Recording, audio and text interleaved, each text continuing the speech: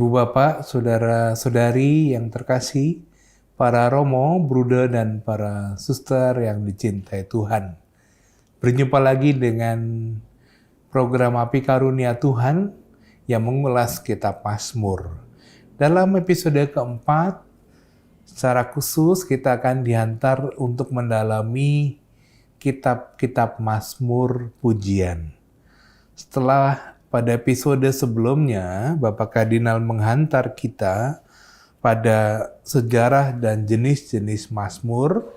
Episode kali ini kita akan dibawa pada Mazmur pujian. Inti dari Mazmur pujian itu apa? Digunakan dalam kesempatan apa? Dan maknanya apa? Sangat menarik, karena itu selamat mendengarkan, selamat merenungkan, dan selamat berdoa.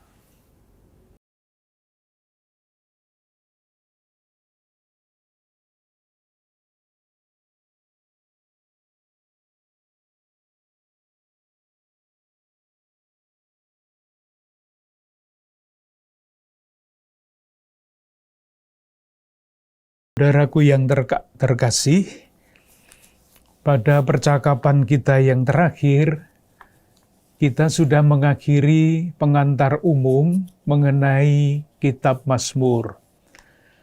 Pengantar umum, tetapi di sana-sini kita sudah mulai masuk juga dengan membaca Mazmur-Mazmur sebagai contoh dari pengantar itu.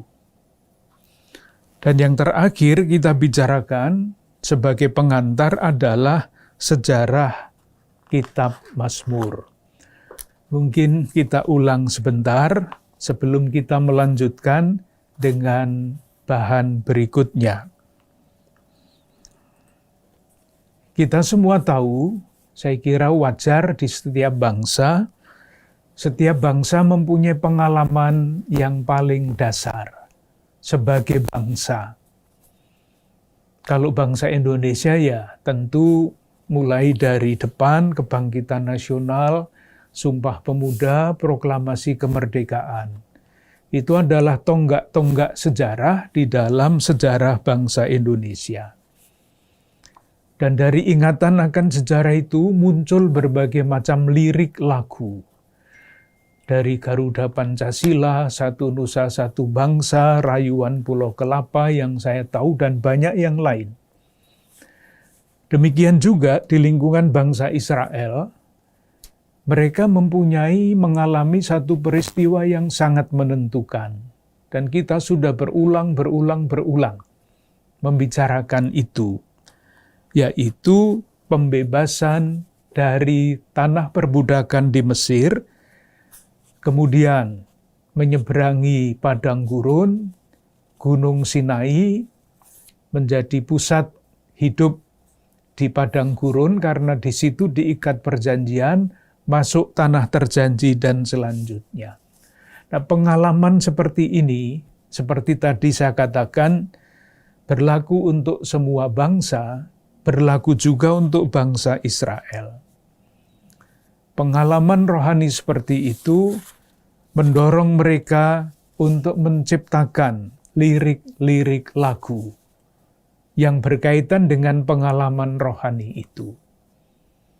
Nah, kitab Mazmur adalah salah satu kumpulan.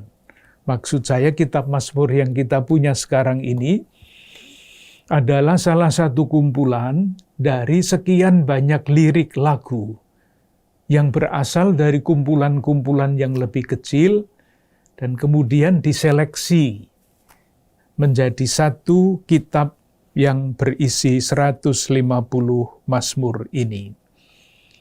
Itu sejarahnya, latar belakangnya. Ada sekian banyak lagu, lirik yang termaktub di dalam kitab Mazmur 150.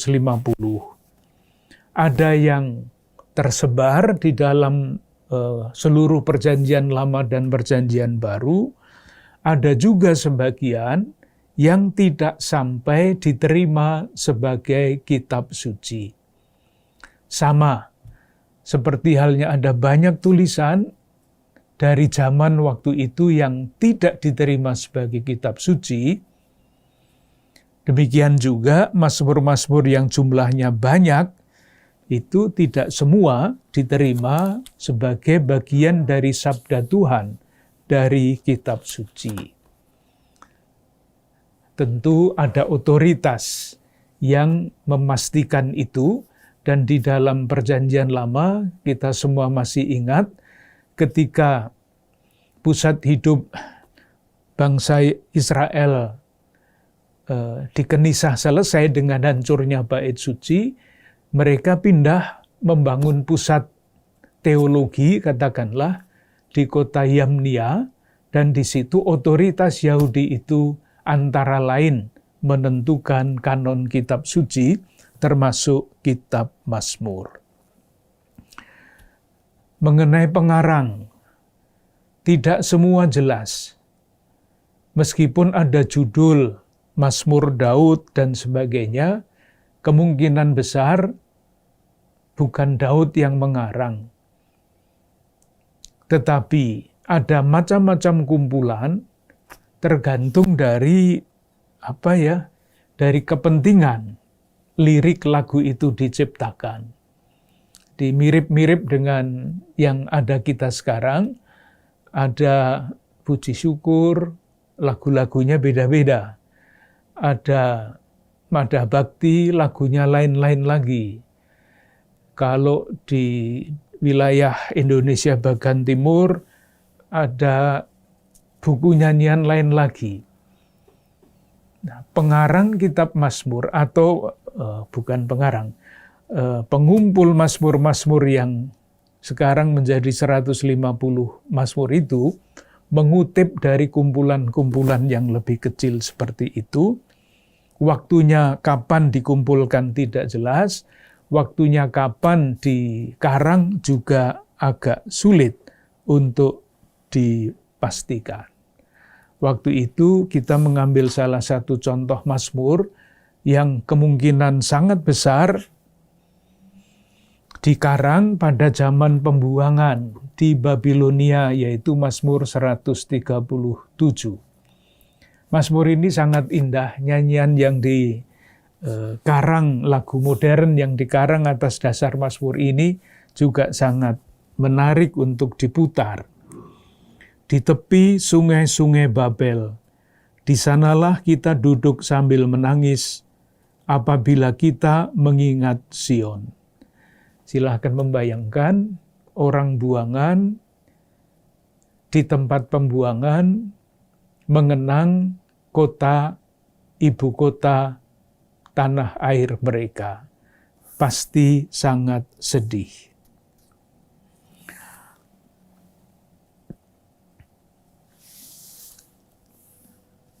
Yang berikutnya, dalam konteks apa Mazmur-Mazmur ini berkembang? Kita menjawab dalam konteks ibadah, dalam konteks liturgi.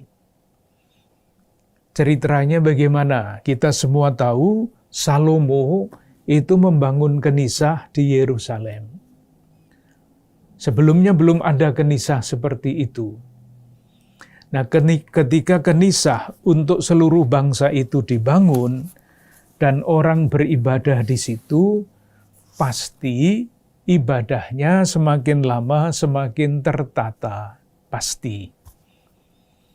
Kan beda-beda ya. Misalnya ibadah di lingkungan kan beda dibandingkan dengan ibadah di gereja katedral.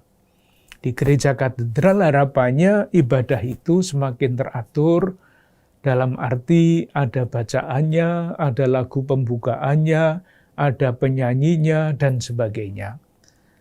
Nah, ketika kenisah itu semakin meriah, dengan sendirinya mazmur-mazmur yang dibutuhkan pun semakin banyak.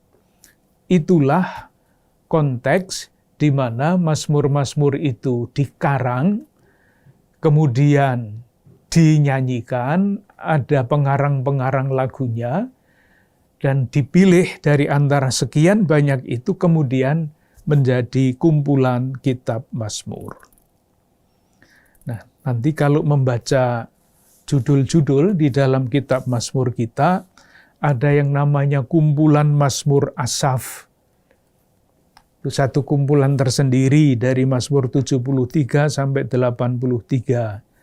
Ada Mazmur ziarah yang dinyanyikan untuk berziarah. Kalau orang pergi ke Yerusalem untuk berziarah, nyanyiannya pakai itu, tidak pakai yang lain. Dan seterusnya. Yang terakhir, mengenai nomor Mazmur dalam kitab Mazmur yang kita punya, diterbitkan oleh LAI dan LBI, ini adalah terjemahan dari kitab suci bahasa Ibrani. Nomornya 1 sampai 150 Mazmur. Sementara doa-doa ibadat gereja diterjemahkan tidak dari teks asli Ibrani, tetapi diterjemahkan dari teks bahasa Latin yang merupakan terjemahan dari teks bahasa Yunani. Nomornya berbeda-beda karena biasa kesalahan manusia kadang-kadang teledor di dalam mengutip secara pasti sehingga ada beberapa perbedaan. Misalnya, kalau nanti membaca di dalam kitab ibadat harian, ibadat Mazmur ini ditulis dengan misalnya Mazmur 123, lalu ada kurung Mazmur 124. Kedua Mazmur itu sama, hanya nomornya yang berbeda. Nomor 123 yang dipakai di dalam ibadat gereja, itu nomor dalam teks Mazmur bahasa Latin dan bahasa Yunani.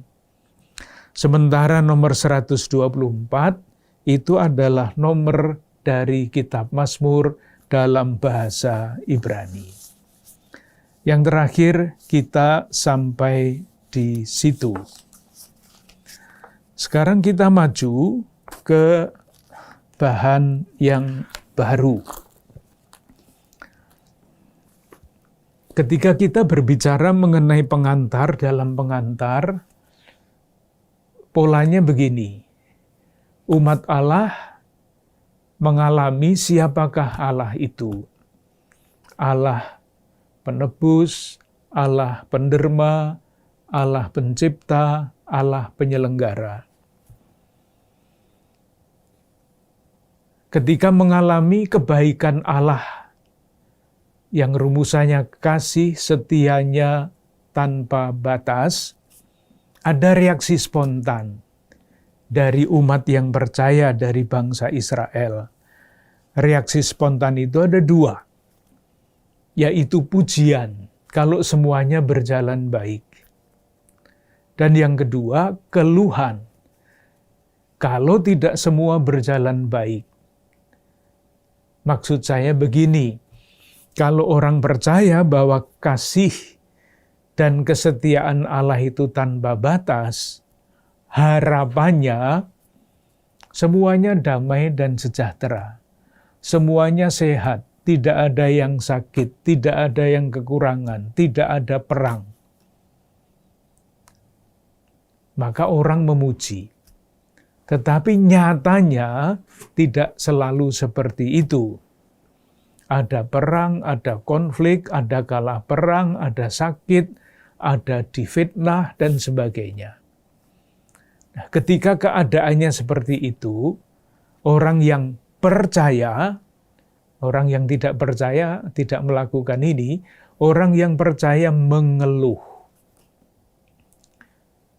dan memohon agar Tuhan itu terus menunjukkan kasih setianya itu.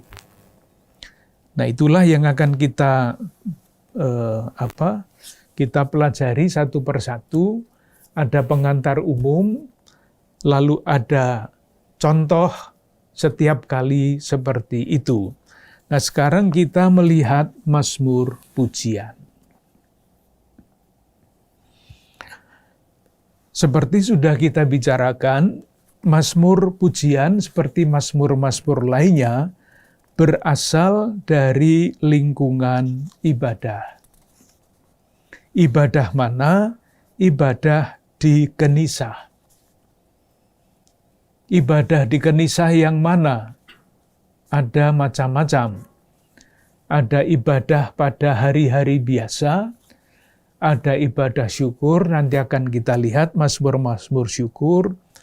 Ada juga ibadah pada pesta-pesta besar bangsa Yahudi, yang pasti jauh lebih meriah daripada hari-hari biasa. Dan pesta-pesta besar di lingkungan Yahudi adalah Paskah, kembali lagi mengenang pembebasan bangsa Israel dari penjajahan perbudakan Mesir, Pentakosta, kenangan akan perjanjian ketika diwahyukan di Gunung Sinai, ke-10 perintah Allah, itu dirayakan pada pesta Pentakosta. Kemudian di dalam tradisi Kristiani, Pentakosta Yahudi itu turunnya hukum, Taurat, 10 perintah Musa itu, di dalam tradisi Kristiani dibaptis, itu adalah turunnya Roh Kudus, hukum baru. Dan kemudian ada pesta Pondok Daun, itu untuk mengenang masuknya bangsa Israel ke tanah terjanji. Nah, di dalam ibadah seperti itu, seluruh umat bisa menyanyi. Sama seperti ibadah yang ada di lingkungan kita sekarang. Nyanyian pembuka, semua menyanyi. Nyanyian persembahan, semua menyanyi. Semua. Tetapi kadang-kadang ada juga ketika umat hanya mengulang-ulang bagian refren. Ada solis seperti nyanyian antar bacaan atau mazmur tanggapan. Ada umat yang menyanyikan refren, mengulang-ulang ayat tertentu, dan solis mendoakan yang lain. Itu amat sangat jelas pada Mazmur 136. Kasih setia Allah kepada orang Israel, dari ayat 1 sampai dengan ayat 26, itu kalimatnya sama, refren yang diulang-ulang, bahwasanya untuk selama-lamanya kasih setianya. Itu yang pertama. Yang kedua, susunannya. Susunannya selalu kurang lebih sama. Seperti halnya waktu kita bicara misalnya mengenai Injil, susunan Injil itu kurang lebih sama, yaitu perjalanan dari Galilea menuju Yerusalem. Perjalanan Yesus, semua. Dan kalau dipisah-pisah, diteliti lebih lanjut, ada susunan yang tertentu lagi. Misalnya Injil Markus terdiri dari 2 bagian, misalnya. Demikian juga Mazmur Pujian mempunyai susunan yang kurang lebih tetap. Misalnya, yang pertama, pembukaan. Jelas, Mazmur ada pembukaannya. Biasanya pembukaan itu adalah ajakan untuk memuji Tuhan. Ajakan itu bisa ditujukan kepada satu orang atau bahkan dirinya sendiri, atau juga ditujukan kepada seluruh bangsa. Misalnya, yang ditujukan kepada diri sendiri, Mazmur 104 ayat 1. Mazmur 104 ayat 1.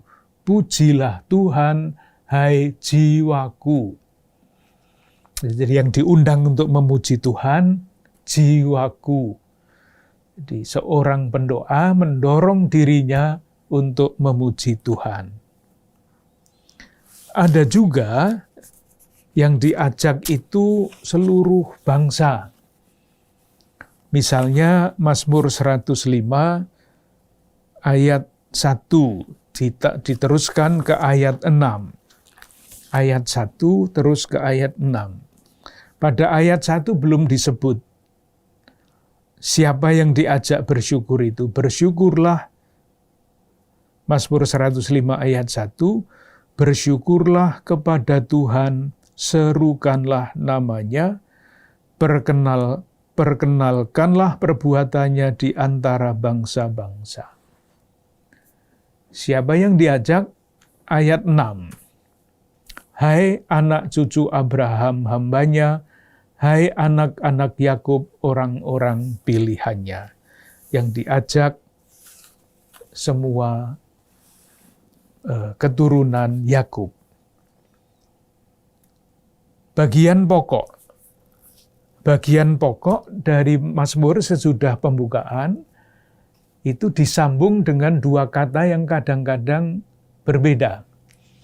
Kata yang pertama menggunakan kata sebab.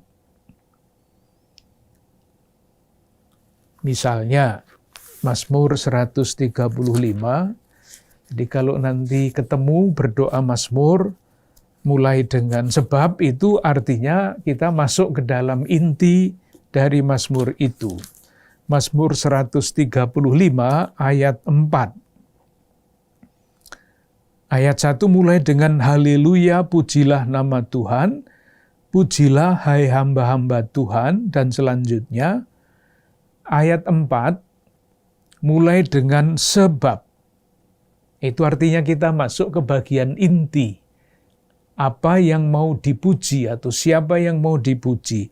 Sebab Tuhan telah memilih Yakub baginya. Kalau kita kembali ke Mazmur 104 yang tadi sudah kita lihat, yang kita temukan itu bukan sebab, tetapi kata penghubung relatif, yang. Kita coba lihat Mazmur 104. Pada ayat 1, pujilah Tuhan hai jiwaku, engkau yang berpakaian keagungan dan semarak. Ayat 2, yang berselimutkan terang. Ayat 3, yang mendirikan kamar-kamar lotengmu di air. Ayat 4, yang membuat angin sebagai suruhan-suruhanmu. Ayat 5, yang telah mendasarkan bumi di atas tumpuannya. Lalu menyusul isi pokok siapa yang dipuji. Yang terakhir adalah penutup. Penutup ini bisa sangat sederhana, mengulang apa yang ada di dalam pembukaan. Kita tetap saja pada Mazmur 104, mulai dengan ayat 1, pujilah Tuhan, hai jiwaku, berakhir pada ayat 35, pujilah Tuhan, hai jiwaku. Sama. Itu susunannya, jadi ada pembukaan, ada pokok pujian, dihubungkan dengan pembukaan dengan kata sebab, atau dengan kata yang, dan kemudian ditutup entah dengan mengulang ajakan untuk memuji Tuhan, atau kadang-kadang juga ada doa permohonan. Tapi bukan doa permohonan untuk kepentingan si pendoa Mazmur, melainkan katakanlah permohonan rohani. Maksudnya bukan untuk dirinya pribadi. Permohonan rohani itu misalnya pada Mazmur 33 ayat 22. Kasih setiamu kiranya menyertai kami, seperti kami berharap kepadamu. Jadi kasih setia Allah.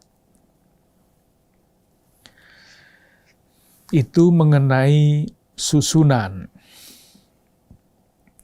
Apalagi sekarang.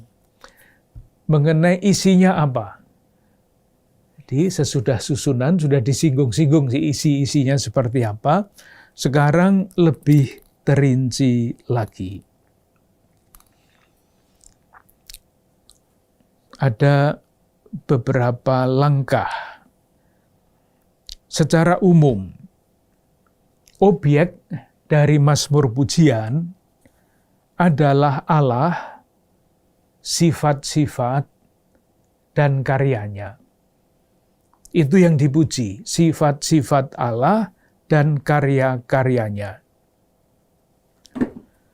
Sifat-sifat Allah yang agung, yang mulia, yang bijaksana, dan karya-karya Allah yang hebat itu memancing rasa kagum pada diri seorang yang percaya kepadanya. Dan ketika orang merasa kagum, dia tidak hanya berdecak, tetapi kekaguman itu mendorong dia untuk memuji Allah. Jadi intinya adalah pujian terhadap sifat dan karya Allah. Yang kedua, kadang-kadang ada permohonan. Tetapi permohonan itu selalu bersifat rohani. Tadi sudah disinggung. Kiranya kasih setiamu tetap untuk selama-lamanya. Kalau orang memuji Allah, yang penting tadi, kadang-kadang di dalam lingkungan budaya sekeliling, bukan Israel, di tengah-tengah bangsa Mesopotamia, wilayah Mesopotamia itu, mereka pasti tidak punya Yahweh, mereka punya dewa-dewi masing-masing. Kalau memuja-muja keagungan Allah dalam huruf kecil, dewa-dewi mereka, itu ada maksudnya. Seperti kalau kita memuji-muji orang, seringkali tulus, tapi seringkali ada maksud kan, dipuji-puji supaya nanti keluar sumbangannya. Itu yang dalam bahasa teknis namanya captatio benevolentiae. Jadi memuji orang, bahasa Jawanya itu apa ya? Ngolor. Bahasa Indonesianya apa ya? Ya pokoknya memuji orang supaya mendapatkan sesuatu dari yang dipuji.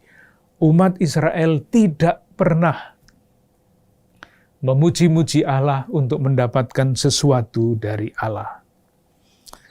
Yang ketiga, ciri khas dari Mazmur Pujian adalah sukacita, kegembiraan, semangat. Karena apa?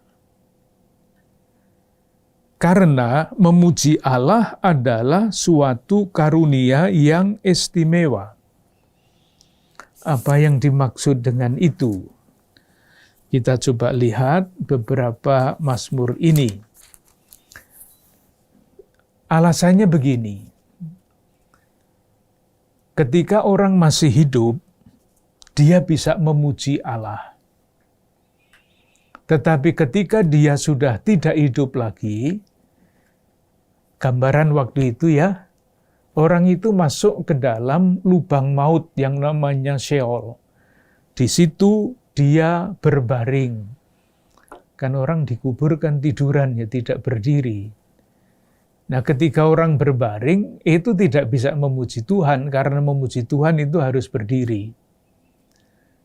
Apalagi orang yang turun ke liang Sheol itu, semuanya berada di dalam kegelapan. Mungkin baik kalau kita baca Mazmur 30 ayat 10. Mazmur 30 ayat 10.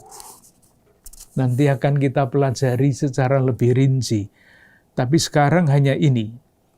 Apakah untungnya kalau darahku tertumpah, kalau aku turun ke dalam lubang kubur?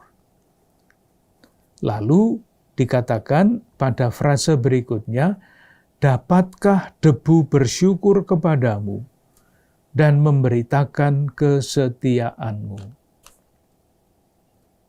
Jadi bagaimana?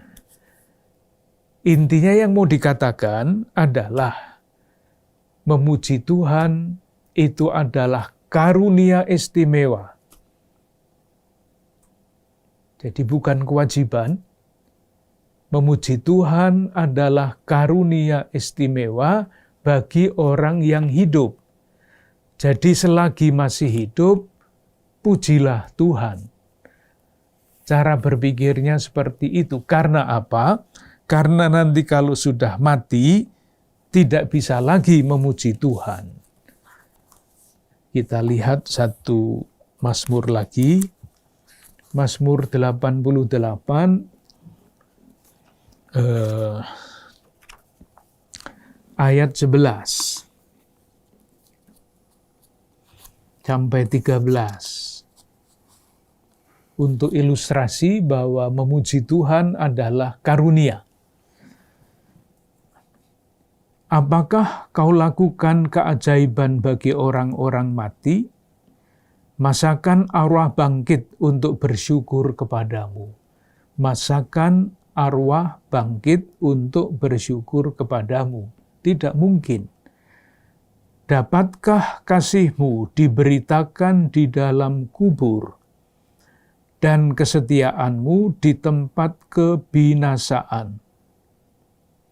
Diketahui orangkah keajaiban-Mu dalam kegelapan dan keadilan-Mu di negeri segala lupa.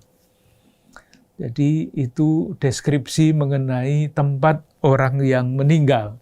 Dikatakan, masakan arwah bangkit untuk bersyukur kepadamu. Keadilan di negeri segala lupa. Dan sebagainya.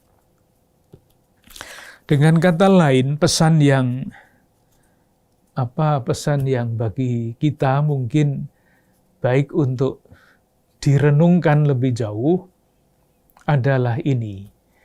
Memuji Tuhan adalah karunia bagi orang yang hidup.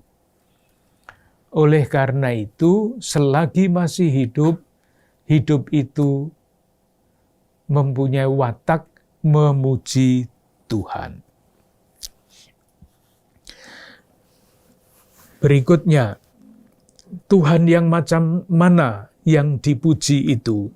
Sebetulnya kita sudah mengulang-ulang terus, Allah itu siapa bagi umat Allah Israel, tapi ya kita ulang-ulang terus supaya nanti kalau membaca sendiri Mazmur-Mazmur itu, lalu mudah mengasosiasikan kalau ada kalimat ini, di belakangnya itu adalah Allah pencipta. Kalau ada kalimat itu, itu Allah penderma dan sebagainya. Moga-moga menjadi semakin biasa melihat di balik kalimat Mazmur Allah yang macam apa yang sedang dipuji. Mazmur 29 itu memuji kebesaran Allah dalam badai. Judulnya seperti itu, kebesaran Allah dalam badai. Ini maksudnya apa? Nanti tentu yang dimaksudkan adalah Allah pencipta dan kemudian Allah penyelenggara yang ada di balik itu. Coba kita lihat, kita baca ayat-ayat itu. Ayat 1 sampai 2. Kepada Tuhan, hai penghuni surga, surgawi, kepada Tuhan sajalah kemuliaan dan kekuatan. Berilah kepada Tuhan kemuliaan namanya, sujudlah kepada Tuhan dengan berhiaskan kekudusan. Ini yang diajak untuk memuji Tuhan, itu seluruh penghuni surga. Silahkan membayangkan cara berpikir orang beriman pada zaman itu. Di surga itu ada segala macam penghuni abdi-abdi Allah yang selalu bernyanyi kudus, kudus, kuduslah Tuhan dan sebagainya. Itu yang diajak. Jadi bala tentara penghuni surga. Nanti di tempat lain yang diajak yang lain lagi. Misalnya kita lihat Mazmur 96 ayat 1.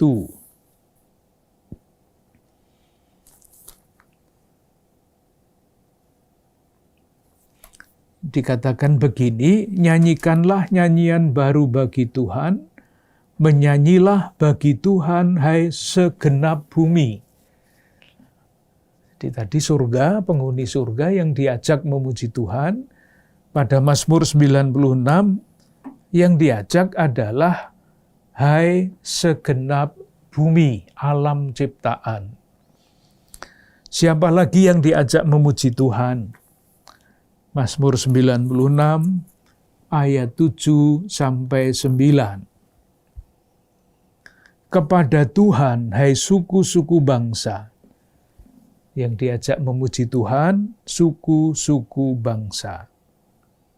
Kepada Tuhan sajalah kemuliaan dan kekuatan.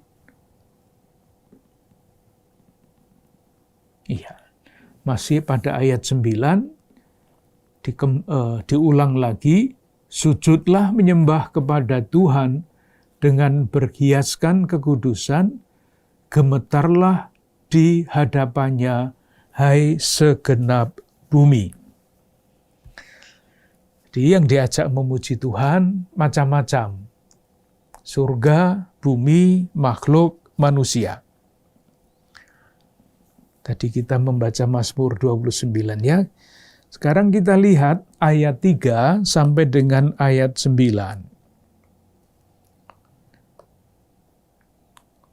Suara Tuhan di atas air. Allah yang mulia mengguntur, Tuhan di atas air yang besar. Suara Tuhan penuh kekuatan. Suara Tuhan penuh semarak. Perhatikan kata suara itu. Suara Tuhan mematahkan pohon aras, bahkan Tuhan menumbangkan pohon aras Libanon. Ia membuat gunung Libanon melompat-lompat seperti anak lembu, dan gunung-gunung Sirion seperti anak banteng. Suara Tuhan menyemburkan nyala api. Suara Tuhan membuat padang gurun gemetar. Tuhan membuat padang gurun Kadesi gemetar, suara Tuhan membuat beranak rusa betina yang mengandung. Bahkan hutan digundulinya, dan di dalam baitnya setiap orang berseru hormat. Suara Tuhan yang ada di balik kata itu ada dua hal. Yang pertama, suara Tuhan itu menampakkan kekuatan dan kuasanya. Kalau kita melihat, misalnya ayat 5, suara Tuhan mematahkan pohon aras. Pohon aras yang kuat itu patah oleh suara Tuhan. Maka di balik kata suara, itu ada kekuatan dan kuasa Allah. Nah, suara Tuhan itu tampak di mana? Misalnya pada ayat 3, suara Tuhan di atas air, Allah yang mulia mengguntur. Jadi guntur itu adalah wujud dari suara Allah. Intinya, Allah yang dipuji pada Mazmur 29 ini, Allah yang menampakkan kekuatan dan kekuasaannya di dalam tanda-tanda alam. Itu inti yang mau dikatakan. Latar belakangnya apa? Kenapa Tuhan dikatakan seperti ini? Silahkan menempatkan Mazmur ini dalam konteks kehidupan bangsa-bangsa lain pada zaman itu.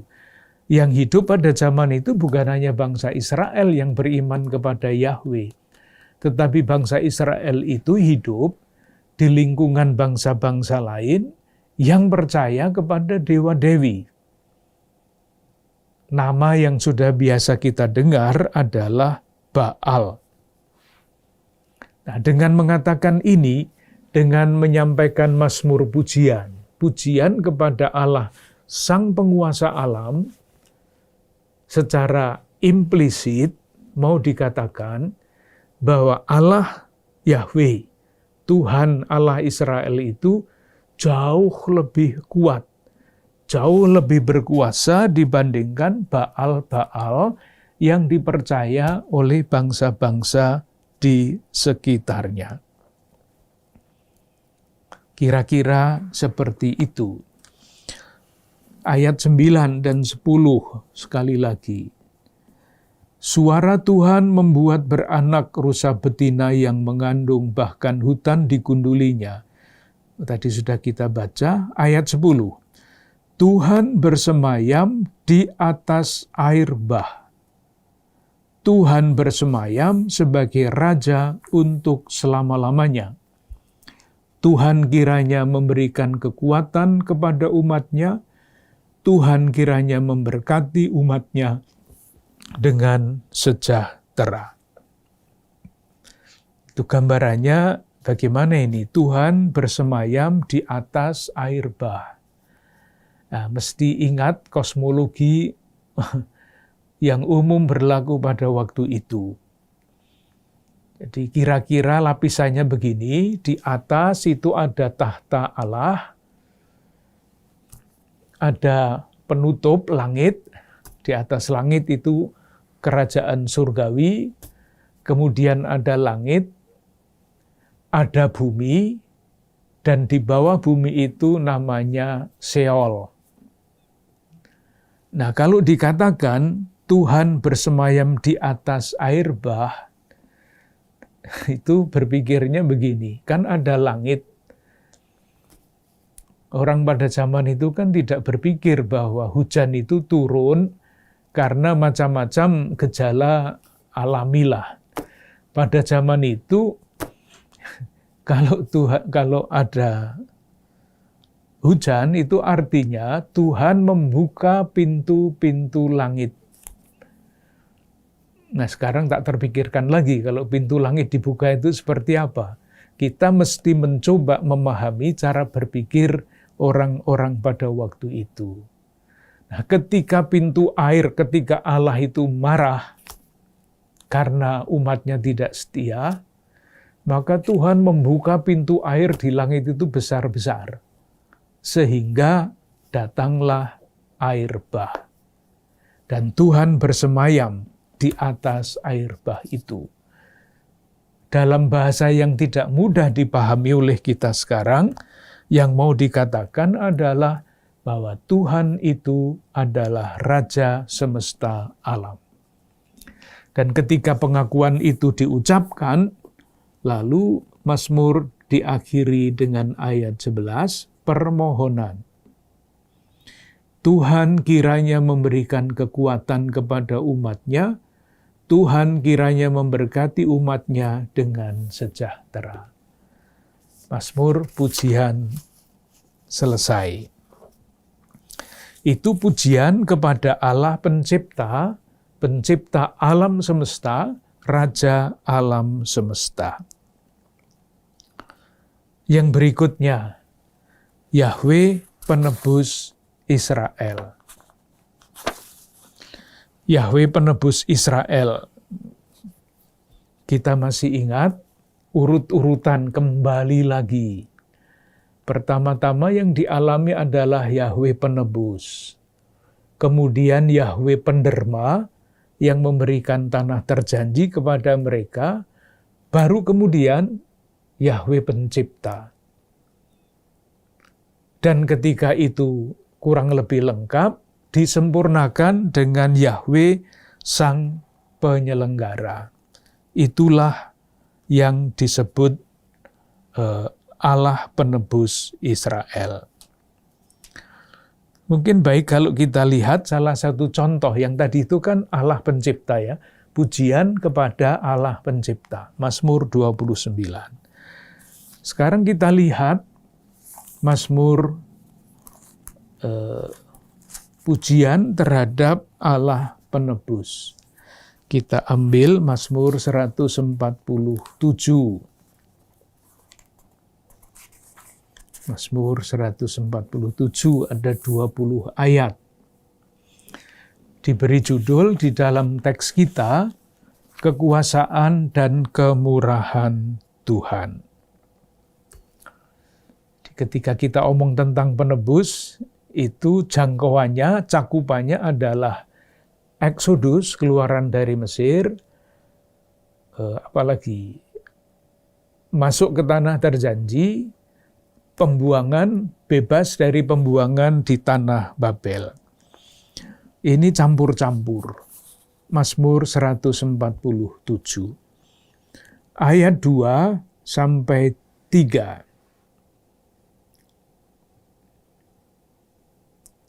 Ayat 1 itu ajakan ya, haleluya. Sungguh bermazmur bagi Allah kita itu baik, bahkan indah dan layaklah memuji-muji itu. Sekarang Tuhan penebus itu Tuhan yang digambarkan bagaimana? Kita coba lihat ayat 2 sampai ayat 3. Tuhan membangun Yerusalem. Ia mengumpulkan orang-orang Israel yang tercerai-berai. Ia menyembuhkan orang-orang yang patah hati dan membalut luka-luka mereka. Kalau kita membaca dua ayat ini dengan pendahuluan yang sudah kita bicarakan, kira-kira di balik ayat 2 dan 3 ini ada peristiwa apa? Ada karya Allah yang mana? Apakah ketika Daud membangun Yerusalem? Mungkin kalau itu hanya ayat 3. Tetapi ketika ayat 2, tetapi ketika kita membaca ayat 3, lalu perhatian kita pasti ke peristiwa yang berbeda. Tuhan membangun Yerusalem, mengumpulkan orang-orang Israel yang tercerai-berai. Kapan orang Israel tercerai-berai? Jawabannya, ketika mereka dibuang di Babilonia. Masih ingat kerajaan utara jatuh, orang dibawa ke Babilonia. Kerajaan selatan jatuh, orang dibawa ke pembuangan Babilonia. Dan di Babilonia itulah, ayat 3, orang-orang yang patah hati. Ketika mereka dibuang ke Babilonia, mereka bertanya, kenapa Allah yang katanya kasih setianya tanpa batas, membiarkan kami dibuang seperti ini, membalut luka-luka mereka. Jadi kesimpulannya apa? Kesimpulannya di balik dua ayat ini adalah peristiwa pada tahun 537 sebelum Masehi, ketika Koresi, Raja Persia, membebaskan bangsa Israel dari pembuangan untuk diizinkan membangun kembali kota Yerusalem dan kemudian kenisahnya. Ketika mereka diizinkan untuk kembali, itu artinya mengumpulkan orang yang tercerai-berai, menyembuhkan orang yang patah hati, membalut luka-luka mereka. Ingat ketika kita bicara mengenai Nabi Yeremia, yang pengalamannya sampai marah dan putus asa itu kenapa? Ya, supaya dia dapat menjadi teman bagi orang-orang yang terluka, bagi orang-orang yang patah hati ini. Jadi yang dibicara di balik ayat 2 dan ayat 3 ada pembuangan di Babilonia dan pembebasan. Ayat 4 dan 5. Ia menentukan jumlah bintang-bintang dan menyebut nama-nama semuanya. Besarlah Tuhan kita dan berlimpah kekuatan, kebijaksanaannya tak terhingga. Kalau kita membaca ayat ini, ia menentukan jumlah bintang-bintang. Langsung kita bisa menerka bahwa di balik ayat itu ada Allah pencipta. Demikian juga pada ayat 5, besarlah Tuhan kita, berlimpah kekuatan, kebijaksanaannya tak terhingga. Di balik ini, kebijaksanaannya tak terhingga, mungkin, sekali lagi mungkin, ada pemikiran begini. Sebelum Tuhan berfirman dan menciptakan, kita masih ingat ya konsep penciptaan pada zaman itu, bukan pertama-tama dari tiada menjadi semuanya ada. Bukan. Tetapi dari kacau balau, kosong, gelap, itu kan ada kalau disebut kosong dan gelap itu kan ada itu, yang namanya kosong dan gelap itu. Tetapi kacau balau. Dan ketika Tuhan menciptakan, Tuhan berfirman, maka semuanya jadi. Itulah yang disebut kebijaksanaan. Ayat berapa tadi? Ayat 5, kebijaksanaannya tak terhingga. Itu Allah pencipta. Yang pertama tadi Allah yang membebaskan umat Allah perjanjian lama dari pembuangan Babilonia. Sekarang ayat 6. Tuhan menegakkan kembali orang-orang yang tertindas, tetapi merendahkan orang-orang fasik sampai ke bumi. Tuhan menegakkan kembali orang-orang yang tertindas, tetapi merendahkan orang-orang fasik sampai ke bumi. Wajah Allah yang macam apa yang ada di balik ayat ini? Jawabannya sederhana, silahkan kita mencoba untuk meletakkan cara berpikir kita pada cara berpikir orang pada zaman dahulu. Orang fasik itu ganjarannya adalah hukuman. Orang benar itu hukumannya ganjarannya adalah berkah. Jadi ketika Tuhan menegakkan kembali orang-orang yang tertindas, ditindas oleh siapa? Oleh orang fasik, tetapi merendahkan orang-orang fasik sampai ke bumi, itu artinya Tuhan yang berkarya menampakkan keadilannya. Moga-moga dengan cara ini nanti kita semakin terbiasa menemukan Tuhan di balik ayat-ayat tertentu itu. Ayat 8 dan 9. Dia yang menutupi langit dengan awan-awan, yang menyediakan hujan bagi bumi, yang membuat gunung-gunung menumbuhkan rumput. Dia yang memberi makanan kepada hewan, kepada anak-anak burung gagak yang memanggil-manggil. Apalagi Tuhan yang ada di balik ayat-ayat ini? Jawabannya sederhana, Tuhan yang menyelenggarakan kehidupan.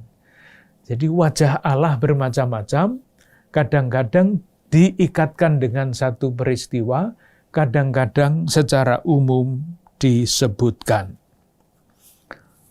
10, ayat 10 dan 11. Ia tidak suka kepada kegagahan kuda. Ia tidak senang kepada laki-laki. Nah, jangan dibaca harafiah.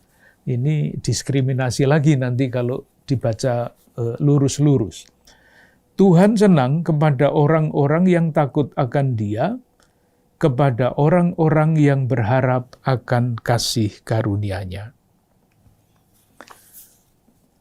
Tuhan yang macam apa atau ajakan apa yang disampaikan oleh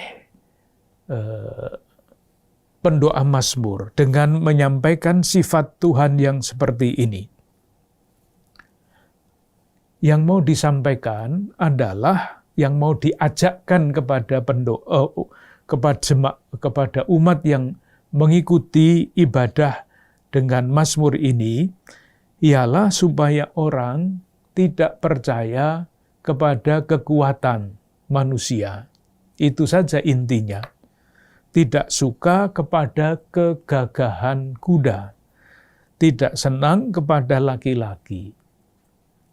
Sekali lagi, jangan dibaca lurus-lurus secara harafiah supaya tidak salah menangkap. Yang mau dikatakan adalah ajakan untuk percaya kepada Allah dan tidak mengandalkan kekuatan sendiri. Tuhan senang kepada orang-orang yang takut akan Dia, kepada orang-orang yang berharap akan kasih setia-Nya. Menegaskan dengan cara lain ayat 10 dan ayat 11. Ayat 13 dan 14.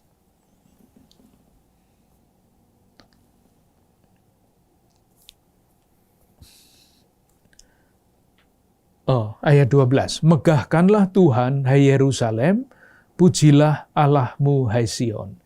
Ini seolah-olah mulai lagi dari depan. Sebab, nah sekarang, sebab ayat 13 dan 14, ia meneguhkan palang pintu gerbangmu dan memberikan anak-anakmu di antaramu.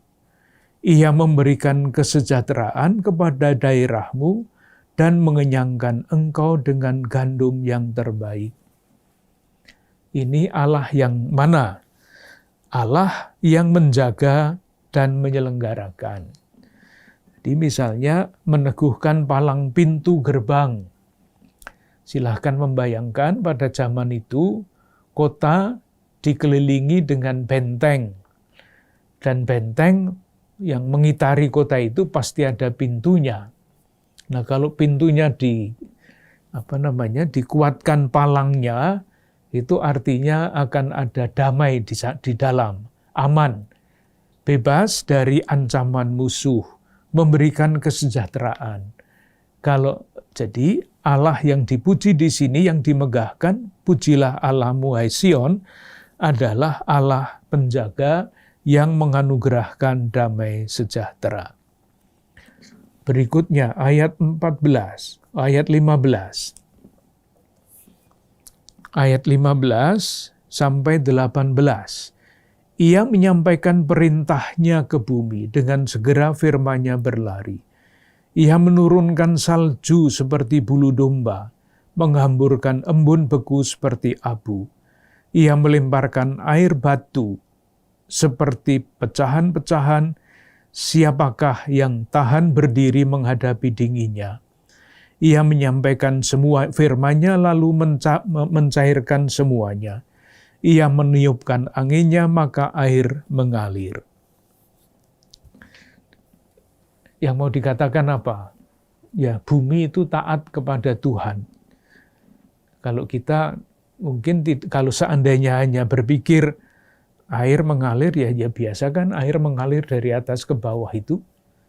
Tetapi orang yang percaya itu bisa melihat lebih jauh. Semuanya diatur oleh Tuhan dan semua itu taat kepada Tuhan.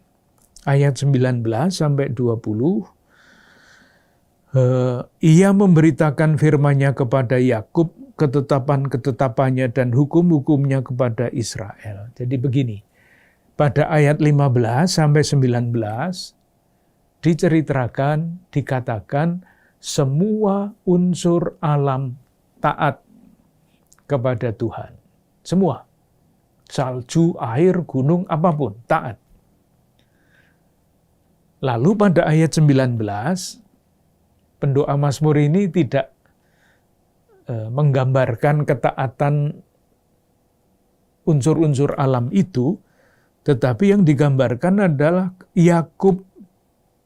Ia memberitakan firman-Nya kepada Yakub dan hukum-hukumnya kepada umat Israel. Artinya, seperti halnya gejala alam itu taat kepada Tuhan, demikian juga seharusnya Israel dan anak-anaknya itu taat kepada Tuhan.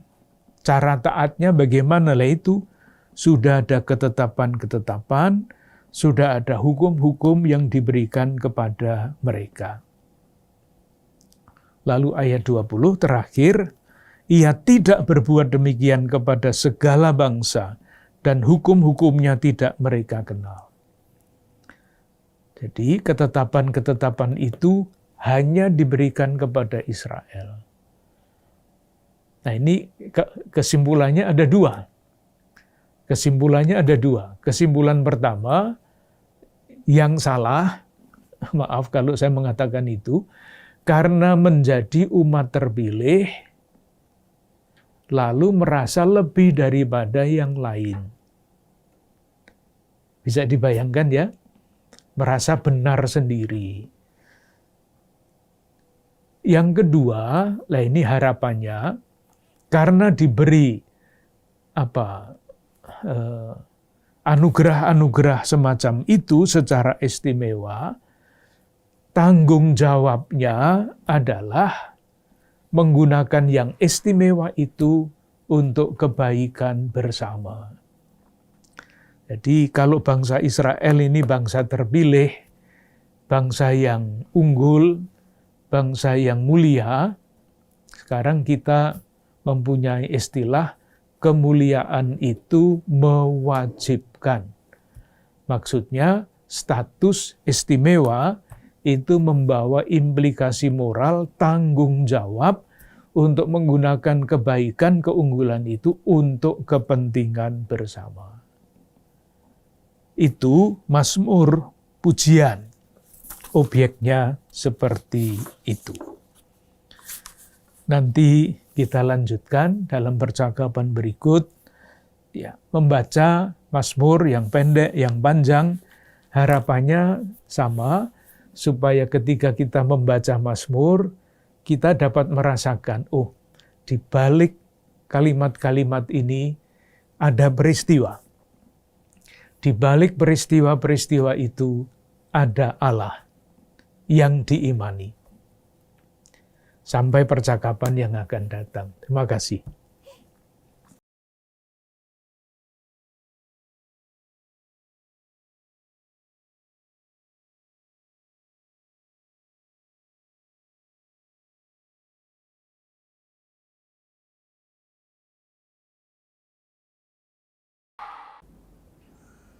Ibu bapak, saudara-saudari yang terkasih, hidup umat beriman adalah hidup sebagai pujian kepada Tuhan.